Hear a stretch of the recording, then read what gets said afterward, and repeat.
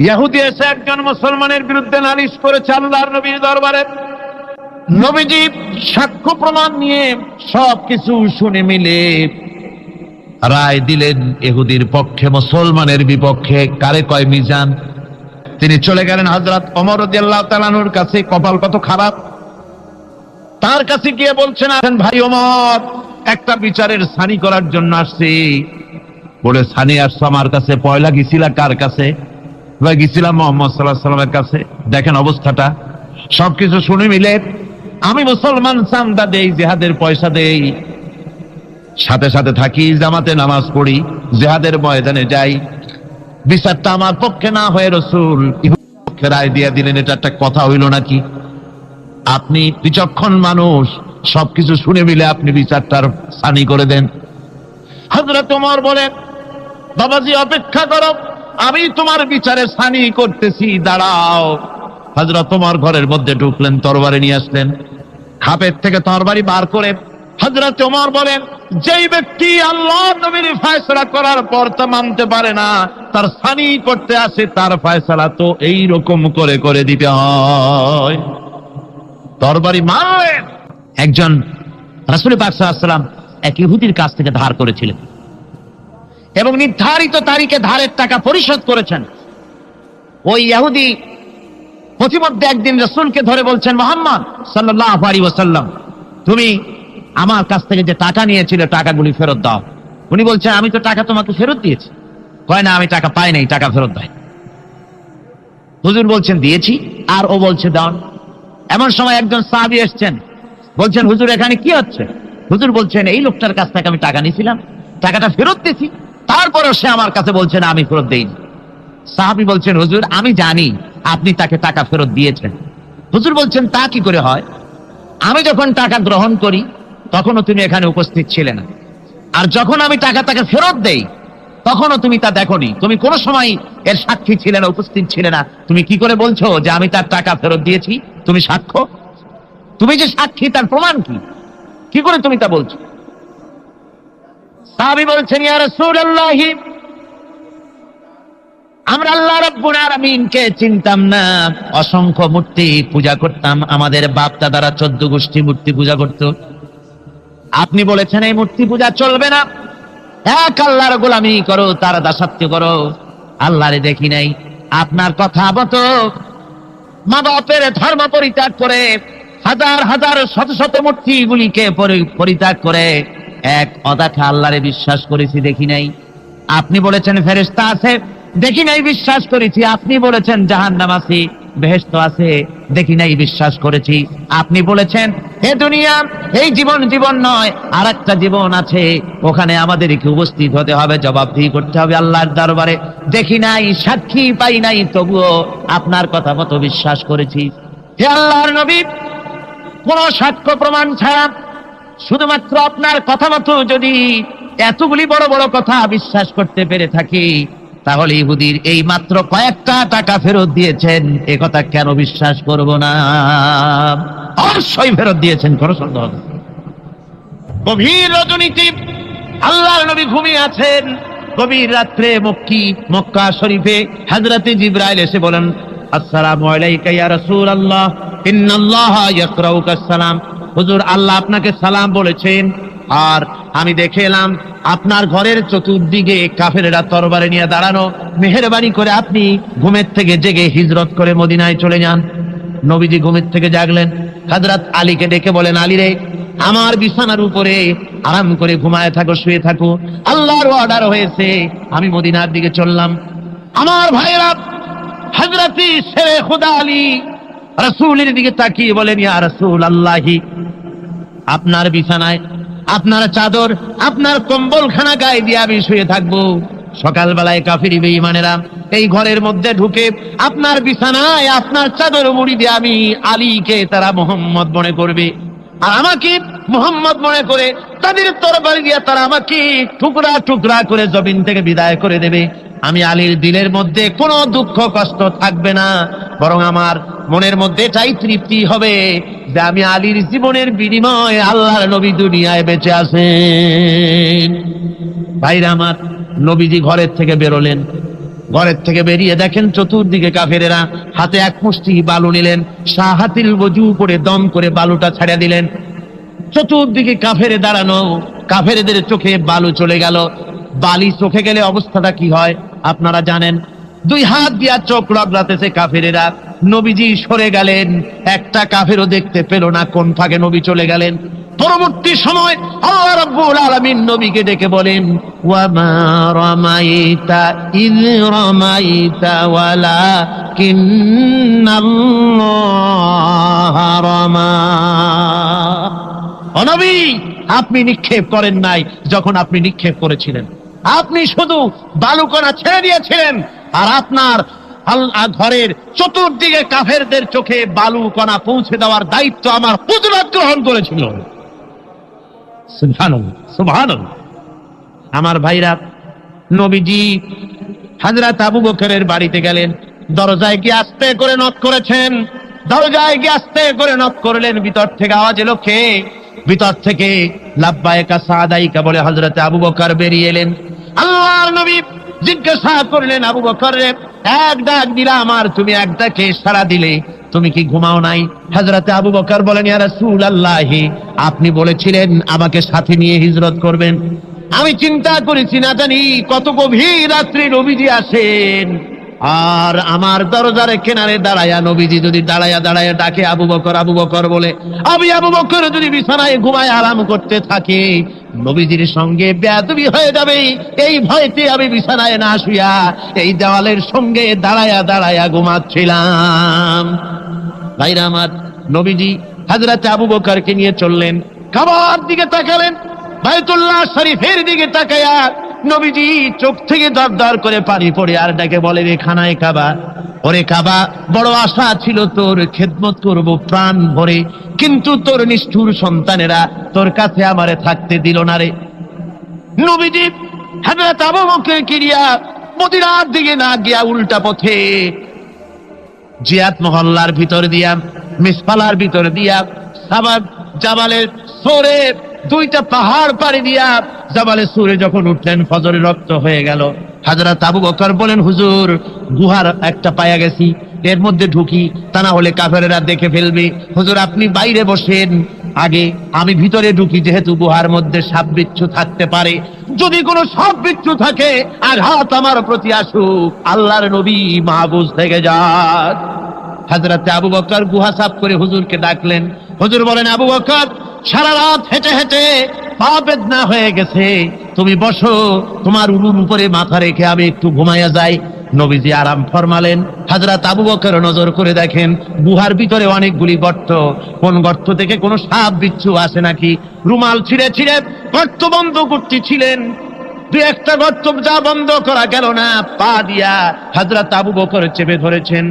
এক পাহাড়িয়া বিষধর সাপ ধ্বংস করেছে হযরত আবু বকরের পায়ের উপরে। হযরত আবু বকর বিষের যন্ত্রণায় চোখ দিয়া দর দর করে পানি পড়ে। হুজুর সঙ্গে সঙ্গে মুখ থেকে থুতু মোবারক বার করে সাপে কাটা জায়গায় থুতু মোবারক লাগিয়ে দিলেন, যন্ত্রণা বন্ধ হয়ে গেল।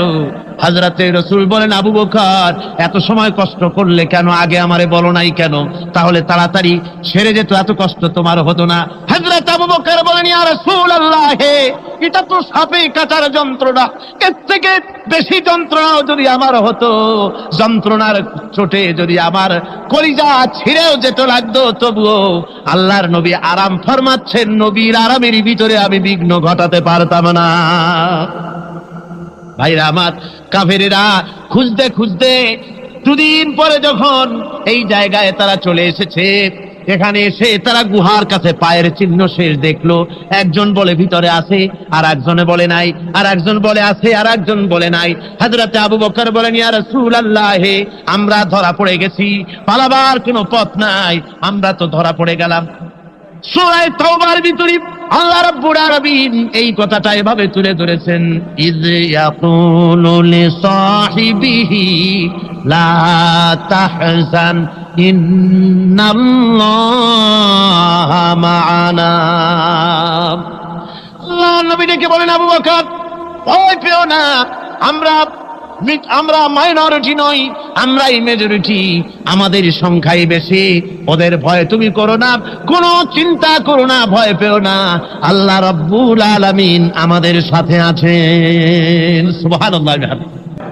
আমার ভাইরা, বান্দা যখন আল্লাহর প্রতি ঈমান আনে, আল্লাহর প্রতি যখন তার মহব্বত বেড়ে যায়, আল্লাহর উপরে যখন সে নির্ভর করতে শেখে, তখন সে দুর্জয় নরসার্দুলে পরিণত হয়ে যায়। জোরে বলেন সুবহানাল্লাহ।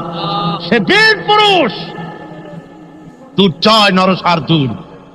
কারো হুঙ্কার, কারো অগ্নিচক্ষু, ফাঁসির মঞ্চ, সেল জরিমানা, এগুলির ভয়তে ভীত হয় না। কে? মুমিন। কে হয় না? সে একমাত্র নির্ভর করে কার উপরে? আল্লাহর। বলেন কার উপরে? রাসূল পাক সাল্লাল্লাহু আলাইহি ওয়াসাল্লাম তিনি হযরত আলীর হাতে তরবারি উঠায় দিলেন। জুলফিকার বললেন, আলী তুমি যাও আজকের ময়দানে সেনাপতির দায়িত্ব পালন করো। হযরত আলী তরবারি হাতে নিলেন। ইসলাম আক্রমণকারী যে না সে কথা বলতে আমি এই কথা নিয়ে আসছি। হযরত আলী গেলেন, যায় মুরাহহাবের সামনে পড়েছেন। মুরাহহাব হলো, হাদিসে এসেছে, মুরাহহাব হচ্ছে কাফেরদের নেতৃত্ব দিচ্ছে। মুরাহহাব বলছে, আলী তোমাকে আমি কিন্তু ভালোবাসি, তুমি আসলে কেন? তোমার প্রতি আমার একটা সফট কর্নার আছে আমার অন্তঃকরণে। তুমি তোমার ছেলে মেয়েকে কি এতিম বানাতে চাও? তোমার বউকে কি বিধবা করতে চাও? আমি তো সেই বীর যে আমার সামনে এসে কেউ কল্লা সাথে নিয়ে যেতে পারে নাই। সুতরাং তুমি যদি ওদেরকে এতিম আর বিধবা করতে না চাও, আমার সামনে থেকে সরে যাও। হযরত আলী বলেন, মুনাফিক তুমি কাকে ভয় দেখাতেছ? তোমার তরবারি এই সমাজের কিছু কাফেরেরা ভয় করতে পারে, তুমি কি আমারে চেনো নাকি? তুমি কারে ভয় দেখাও? তাম পৃথিবীর সমস্ত কাফেরদের উপরে আল্লাহ রাব্বুল আলামিন আমাকে বাগ বানায় পাঠিয়েছেন। তরবারি দিয়ে প্রমাণ হবে। মুনাফিক বলে, তুমি আঘাত করো। কয় না, আক্রমণ তো করব না আমি, আগে তুমি করো, আমি প্রতিহত করব। আক্রান্ত হলে পরে তারপরই জবাব দেব। এরপরে মুরাহহাব আঘাত হানতে লাগলো। হযরত আলী সমস্ত রণকৌশল দিয়ে আঘাতগুলি তিনি ফিরিয়ে দিতে লাগলেন। এরপরে হযরত আলী বলছেন, মুরাহহাব এবার তৈরি হও আমার আঘাত সহ্য করার জন্য। হযরত আলী জুলফিকার তুলে আঘাত করলেন। এক আঘাতে দেখা গেল মুরাহহাবের মাথা হযরত আলীর তরবারির মুঠা পর্যন্ত মাটির ভিতরে গেড়ে গিয়েছে। খায়বারের দুর্গ দখল হয়ে গেল। পরের দিন আল্লাহর নবী বলেন, আলী শুনতে পেলাম তোমার ঢাল ভেঙে গিয়েছিল, তারপরে তুমি যুদ্ধ করলে কি দিয়ে? হযরত আলী বলেন, হুজুর আমুস দুর্গের ওই কবাটটা, লোহার কবাটটা বাম হাতে নিয়ে আর ডান হাতে তরবারি নিয়ে লড়াই করেছি। হুজুর বলেন, কি করে মানুষ কেমনে এত বড় দুর্গের লোহার কপাট হাতে নিয়ে যুদ্ধ করে? একটু দেখাও তো দেখি। হযরত আলী গতকালকের মতো বাম হাত দিয়ে ধরেছেন, নাড়াতে পারেন না। এবার ডান হাত দিয়ে ধরেছেন, নাড়াতে পারেন না। ডান আর বাম দুই হাত দিয়া সমস্ত শক্তি দিয়ে এমন জোরে টান বেড়েছেন, প্রতিটি লোমকূপের গোড়া থেকে ঘাম বেরিয়ে এসেছে, এক চুলও নড়াতে পারেন নাই। হযরত আলীর মুখখানা মলিন হয়ে গেছে লজ্জায়। হযরত আলী রাদিয়াল্লাহু তাআলা আনহু লজ্জা পেয়ে গেছেন। রাসূল পাক সাল্লাল্লাহু আলাইহি ওয়াসাল্লাম বলেন, আলী লজ্জা পাওয়ার কোনো কারণ নাই, চিন্তা করার কোনো কারণ নাই। তোমার নিজস্ব শক্তি দিয়ে তুমি লড়াই করতে পারো নাই। এত বড় লোহার দরজা নিয়ে, কবাট নিয়ে মানুষ ভাবে লড়াই করতে পারে না। আল্লাহ তার দ্বীনকে বিজয়ী করার জন্য তোমার ভিতরে আল্লাহ রাব্বুল আলামিন ক্ষমতা দিয়েছিলেন। জোরে বলেন সুবহানাল্লাহ। আল্লাহ রাব্বুল আলামিন এই জিহাদের ময়দানে যখন মানুষ আছে, আল্লাহ তাদের উপরে মদদ দান করেন। 3000 সৈন্য নিয়ে সাহাবায়ে কেরাম আর এই সেনাপতি সব চললেন। মতার প্রান্তরে লড়াই হলো। এই লড়াইয়ের ময়দানে হযরতে যায়েদ অনেকগুলি কাফির সৈন্যকে জাহান্নামে পাঠিয়ে দিয়ে তিনি নিজেও শহীদ হয়ে গেলেন। এবার জাফর হাতে তরবারি আর এক হাতে ঝান্ডা নিয়ে এগোচ্ছেন সামনের দিকে। কাফেরেরা হযরত জাফরকে ঘিরে ফেলে দিল। আমার বন্ধুগণ, কাফেরেরা ঘিরে ধরে তরবারির আঘাত করলো জাফরের ডান হাতে। এই কাটা দুইটা হাত দিয়ে বুকের সাথে হযরতে জাফর ইসলামের পতাকাটাকে জড়ায় ধরলেন। পাশের সাহাবীকে ডেকে বলেন, ও রাসূলুল্লাহর সাহাবী শোনো, আল্লাহর নবীকে আমার সালাম বলে দিও আর শোনায়া দিও, জীবনের শেষ মুহূর্ত পর্যন্ত ইসলামের পতাকা উঁচু করে রেখেছিলাম, মাটিতে পড়তে দেই নাই। আমার মনে হয় আমি এখন শহীদ হয়ে যাব, যেহেতু আমি এখন আমার নাকের ভিতরে আল্লাহর জান্নাতের সুঘ্রাণ পেতেছি। হযরতে জাফর শহীদ হয়ে গেলেন। হযরতে আব্দুল্লাহ বিন ওয়াহাব, হযরতে আবু উবাদা দুজনে মিলে ছুটলেন ঝান্ডা ধরার জন্য। ওনারা বলেন, এগিয়ে গিয়ে দেখি সামনের পরে চূড়ে পতাকা উঠতেছে। ভাবলাম আমরা যাওয়ার আগেই ইসলামের পতাকা কে ধারণ করলো। কাছে গিয়ে দেখি হযরতে জাফরের ডান হাত এক পাশে পড়ে থেকে ইসলামের পতাকা কামড়ায় ধরে উঁচু করে রেখে দিয়েছেন। আমার বন্ধুগণ, হযরতে আবু উবাইদা বলেন, আমি হযরতে সাদের, হযরতে জাফরের হাত পা মাথা মস্তক একত্রিত করে তার পা থেকে শুরু করে মাথা পর্যন্ত চুমা খাইলাম। তাকে জানাজা করে দাফন করে রাখলাম কবরের ভিতরে। রাতের বেলায় স্বপ্নে দেখি হযরতে জাফর আল্লাহর জান্নাতের ভিতরে ফেরেশতাদের সঙ্গে উড়ে বেড়াতেছেন। আমি জিজ্ঞেস করলাম, ও জাফর, আল্লাহ তোমার সাথে কি ব্যবহার করেছেন? হযরতে জাফর বলেছেন, ওগো আবু উবাইদা, আল্লাহ রাব্বুল আলামিন আমাকে বলেছেন, জাফর রে, আমি তোমার শাহাদাতে খুশি হয়েছি, তুমি আমার কাছে আর কি চাও? হযরতে জাফর বলেন, আয় আল্লাহ পাক, কিচ্ছু চাই না, শুধু একটা দাবি, দুনিয়ায় তুমি মেহেরবানি করে আমাকে পাঠায়া দাও আর একবার যদি যেতে পারি, তাহলে তোমার দুনিয়ার বুকে তোমার দিন কায়েমের জন্য কাফেরদের বিরুদ্ধে লড়াই করে আমার জীবনটা আর একবার দিয়ে আসি। আমার বন্ধুগণের জন্য আল্লাহ রাসূল বলেছেন, হাদিস শরীফে এসেছে, আমার ইচ্ছে হয় জিহাদ করি, শহীদ হই, আবার যদি জিন্দা হই, আবার জিহাদ করি, শহীদ হই, আবার যদি জিন্দা হতে পারি তাহলে আবার জিহাদ করি, আবার শহীদ হই। যেহেতু শাহাদাতের মওতের মতো এত বড় মর্যাদা সম্পন্ন মওত আর পৃথিবীতে হতে পারে না। আমার ভাইরা, ইসলামের জন্য জান দেওয়ার জন্য, মাল দেওয়ার জন্য সাহাবায়ে কেরাম এভাবে প্রস্তুত ছিলেন। নিজেদের জীবন তারা আল্লাহর সামনে নজরানা পেশ করেছেন, শহীদ হয়েছেন, আল্লাহর দ্বীন কায়েমের জন্য তারা প্রচেষ্টা করেছেন। ইসলামকে প্রতিষ্ঠিত করার জন্য প্রয়োজন রয়েছে জিহাদের। কিসের প্রয়োজন? কিসের? জিহাদের প্রয়োজন। সেই জিহাদ করতে কি আপনারা তৈরি আছেন? জিহাদের জন্য তৈরি আছেন? সেই জিহাদ কিন্তু সেই জিহাদ মানে কি? সেই জিহাদের আবার অপব্যাখ্যা করা হয়েছে। জিহাদের অপব্যাখ্যা করা হয়েছে এইভাবে যে, ওয়ালাকিন কালান্দার কাফে দুশমনাস, দুশমনের হাতে কলম ছিল, ওরা যেমন খুশি আমাদের ইতিহাসকে চিত্রিত করেছে। ওরা বলেছে ইসলামের ইতিহাস থেকে তরবারি আর রক্তের গন্ধ আসে, কিন্তু আসলে জিহাদের অর্থ তো তরবারির যুদ্ধ নয়। জিহাদের অর্থ হচ্ছে যে কোনো উদ্দেশ্যকে সফলতায় পর্যবসিত করার জন্য যে প্রাণান্তকর প্রচেষ্টা করা হয়, ওই প্রচেষ্টার আরবি নাম হচ্ছে জিহাদ।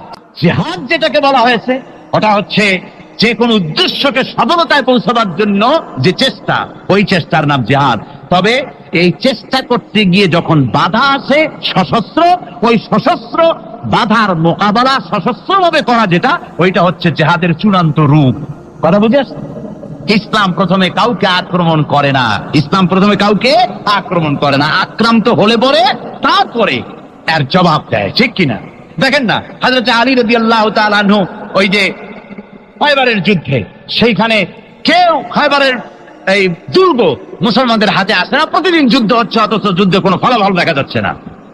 ফজরের এশার নামাজের পর হুজুর বলছেন, ও সাহাবীরা, আগামীকাল আমি এমন এক ব্যক্তির হাতে ইসলামের ঝান্ডা তুলে দেব যাকে আল্লাহ এবং আল্লাহ রাসূল বেশি ভালোবাসেন, এবং তিনিও আল্লাহ এবং আল্লাহ রাসূলকে বেশি ভালোবাসেন, আর তার হাতেই বিজয় হবে। হযরত ওমর রাদিয়াল্লাহু তাআলা আনহু বলেন, আমার এরকম পেরেশানির রাত জীবনে আর কখনো গেছে কিনা জানি না। আমি সারা রাত পেরেশান ছিলাম যে ওই ব্যক্তিকে আমি হতে পারবো। ফজরের নামাজের পর আল্লাহর নবী বলছেন, সাহাবীরা, আমার আলী কোথায়, তাকে দেখছি না কেন?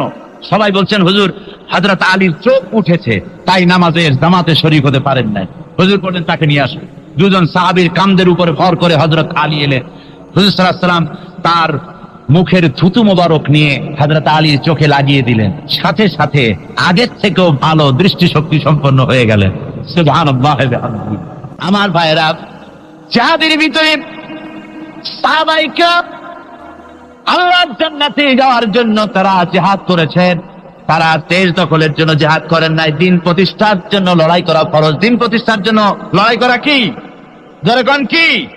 আর এই ফরজ দায়িত্ব পালন করতে গিয়ে যদি কেউ মারা যায় তাহলে কোথায় যাবে? কোথায় যাবে? ওই শাহাদাতের মত হচ্ছে একটা সেতু, একটা সেতু বা একটা ব্রিজ, একটা সাঁকো, এপারে দুনিয়া, ওপারে আল্লাহর জান্নাতুল ফেরদাউস। জোরে বলেন সুবহানাল্লাহ। এই জন্য হযরত ওমর ফারুক রাদিয়াল্লাহু তাআলা আনহু সব সময় দোয়া করতেন, আল্লাহুম্মা রযুকনি শাহাদাতান ফি সাবিলিক ওয়াজআল মাউতি ফি বালাদি রাসূলিক। আল্লাহ রাব্বুল আলামিন, আমাকে রাসূলের শহরে মওত দাও আর আমাকে তোমার দ্বীনের রাস্তায় শাহাদাত মঞ্জুর করো। জোরে বলেন আমিন। এটা আমাদের দোয়া, আমারও দোয়া, আমার সারা জীবনের স্বপ্ন, সারা জীবনের স্বাদ, আল্লাহ যেন শাহাদাতের মওত নসিব করে দেন। জোরে বলেন আমিন। এর থেকে উন্নত মানের মওত আর নাই। ওই প্যারালাইসিস হয়ে বিছানায় পড়ে তড়পায় তড়পায় মরার কোনো দাম নাই। দুনিয়ার বুকে বিড়ালের জিন্দেগি বছর করার 500 বছর বেঁচে থাকার দাম নাই। সিংহের মতো 1 সেকেন্ড বেঁচে থাকার দাম আছে, ঠিক কিনা? আর মওত, প্লীহা, যকৃত, typhoid, paralysis, diabetes, heart attack, kidney পচে যাওয়া, হাবিজাবি মওতের চাইতে আল্লাহর রাস্তায় জিহাদ করে শাহাদাতের মওত সর্বশ্রেষ্ঠ মওত। যেরকম সুবহানাল্লাহ। আল্লাহ পাক বলেন, وهو الذي جعل الليل والنهار خلفة لمن أراد أن يذكر أو أراد شكورا। আর আমি দিন এবং রাতকে একে পরস্পরের স্থলাভিষিক্ত বানিয়েছি যারা শুকর আদায় করবে আর যারা এর দ্বারা জ্ঞান অর্জন করবে তাদের জন্য। অর্থাৎ তারা এগুলি দেখে মনে করবে যে এগুলি খালি খালি না। এই যে রাত আসতেছে, দিন আসতেছে, দিন এবং রাত্রের এই যে পরিবর্তনটা, এর মধ্যে রয়েছে নিদর্শন। সূরা আলে ইমরানের মধ্যে আল্লাহ পাক বলেন, ইন্না ফি খালকিস সামাওয়াতি ওয়াল আরদি ওয়াখতিলাফিল লাইলি ওয়ান নাহার লাআয়াতিন লিউলিল আলবাব। যারা নিশ্চয়ই আমার এই সৃষ্টি রহস্য সম্পর্কে, দিন এবং রাতের পরিবর্তনের ব্যাপারে যারা চিন্তা করে, গবেষণা করে, তাদের জন্য আমি অনেক কিছু চিন্তার বিষয়ের মধ্যে রেখে দিয়েছি। তারা এসব আমার সৃষ্টি নৈপুণ্যতা দেখে তারপরে তারা হতবাক, বিস্ময় বিমুখ হয়ে তারা বলে, এগুলি দেখে আর বলে, আল্লাযীনা ইয়াযকুরুনাল্লাহা কিয়ামান ওয়া কুউদান ওয়া আলা জুনুবিহিম ওয়া ইয়াতাফাক্কারুনা ফি খালকিস সামাওয়াতি ওয়াল আরদ। তারা বসা অবস্থায়, দাঁড়ানো অবস্থায় আমার প্রশংসা করে আর বলে, রব্বানা মা খালাকতা হাযা বাতিলান সুবহানাকা ফাকিনা আযাবান নার।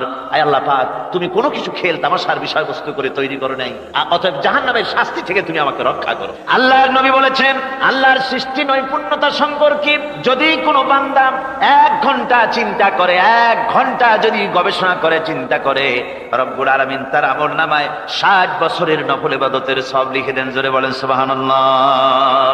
আল্লাহ পাক এই সমস্ত কথা বলে এখন ওই ফর্মুলা বলতেছেন যে আসলে আমার বান্দা হওয়ার জন্য, খাঁটি বান্দা হওয়ার জন্য তার কয়েকটি বৈশিষ্ট্য থাকতে হবে। আল্লাহ পাক এখানে 8টি বৈশিষ্ট্য বর্ণনা করেছেন।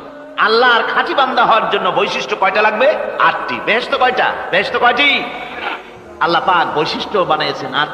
এখানে 8টি বৈশিষ্ট্যের কথা বলা হয়েছে। মহান আল্লাহ রাব্বুল আলামিন বলেন, ওয়া ইবাদুর রাহমানিল্লাযীনা ইয়ামশুনা আলাল আরদি হাওনান ওয়া ইযা খাতাবাহুমুল জাহিলুন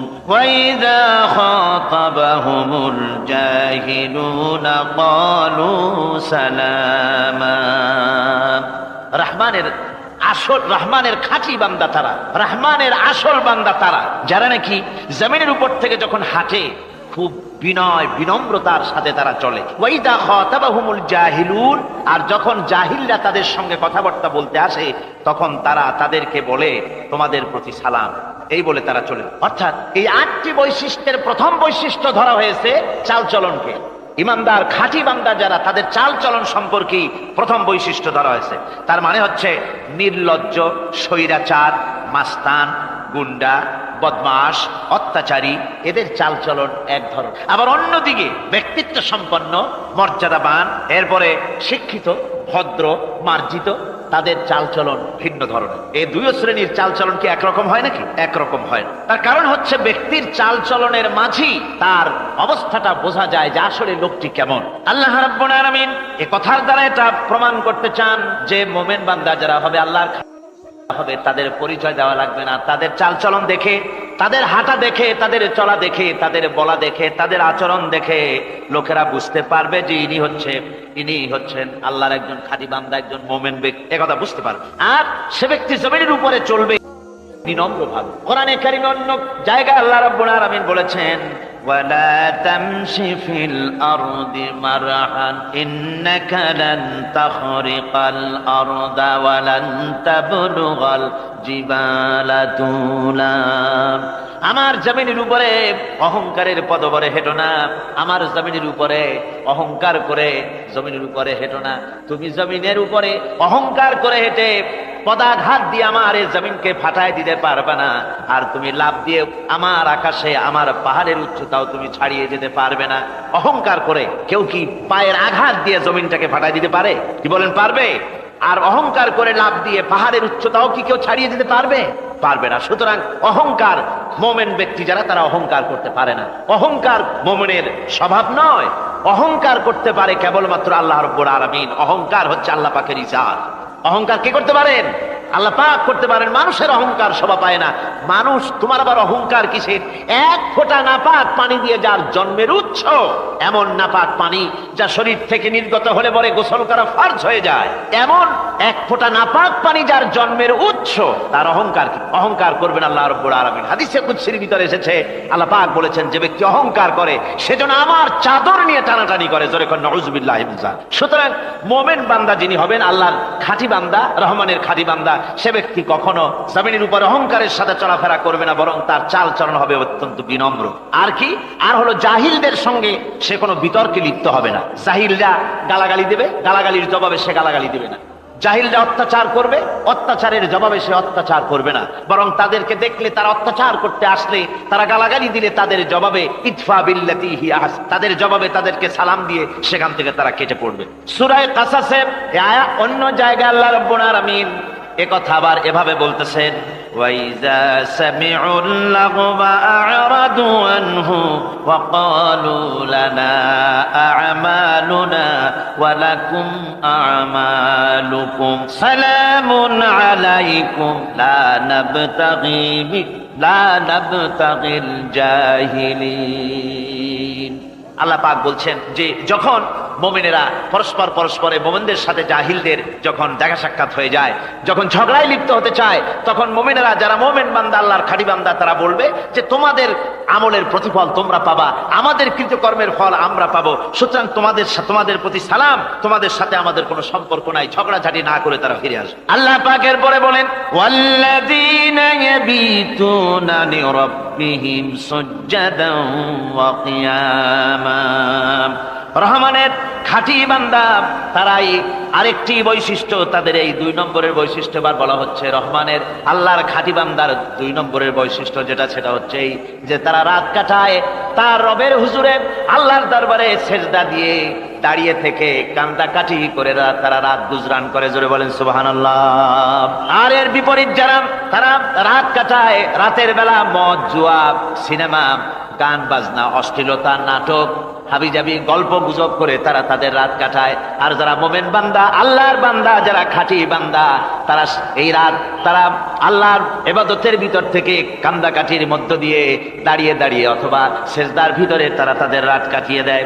কোরআনে কারীমে আল্লাহ রাব্বুল আলামিন একথা এভাবে বলেছেন, তাতাজাফা জুনুবুহুম আনিল মাদাজি'i ইয়াদউনা রাব্বাহুম খাওফান ওয়া তামআ।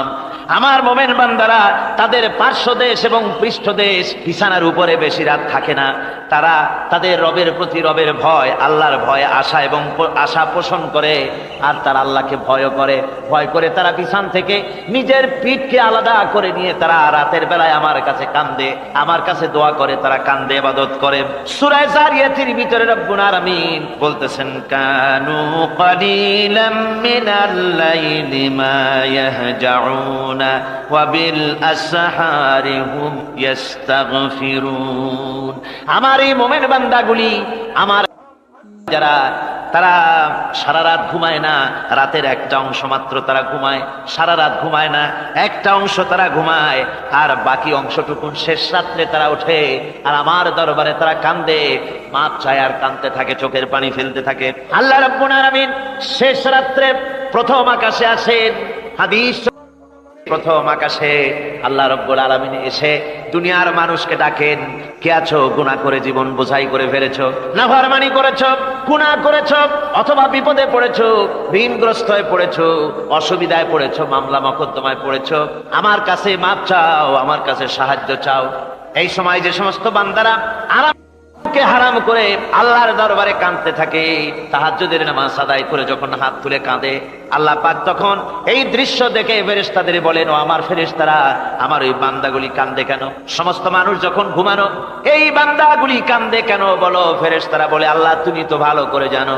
ফেরেশতারা বলে, আল্লাহ পাক বলবেন, তবুও তোমাদের মুখ থেকে শুনতে চাই। ফেরেশতারা তখন বলবে, রব্বুল আলামিন তোমার বান্দা গুনাহ করেছে, জাহান্নামের ভয়তে তোমার কাছে কাঁদতেছে, তোমার ভয়তে কান্দে, জাহান্নামের ভয়তে কান্দে। আল্লাহ জিজ্ঞেস করেন, ফেরেশতারা, ওরা যে আমার ভয়তে কাঁদে, ওরা কি আমারে দেখছে নাকি? ফেরেশতারা বলেন, না খোদা তোমারে দেখে নাই। আল্লাহ পাক বলেন, ওরা আমার যে জাহান্নামের ভয়তে কাঁদে, ওই জাহান্নাম তারা দেখেছে নাকি? ফেরেশতারা বলে, না আল্লাহ, তোমার জাহান্নাম ওরা দেখে নাই, তোমার বেহেশত কিছুই দেখে নাই। আল্লাহ পাক বলেন, ও আমার ফেরেশতারা, এই বান্দাগুলি আমার দোজখ দেখে নাই, আমাকে দেখে নাই, হাসর মিজান সিরাত কিছুই দেখে নাই, শুধু কোরআনের কথা শুনে, আমার নবীর কথা শুনে, আমার কোরআনের কথা শুনে বিশ্বাস করে আরামের ঘুমকে হারাম করে কিভাবে কাঁদতেছে তাকায় দেখ। আমার রহমতের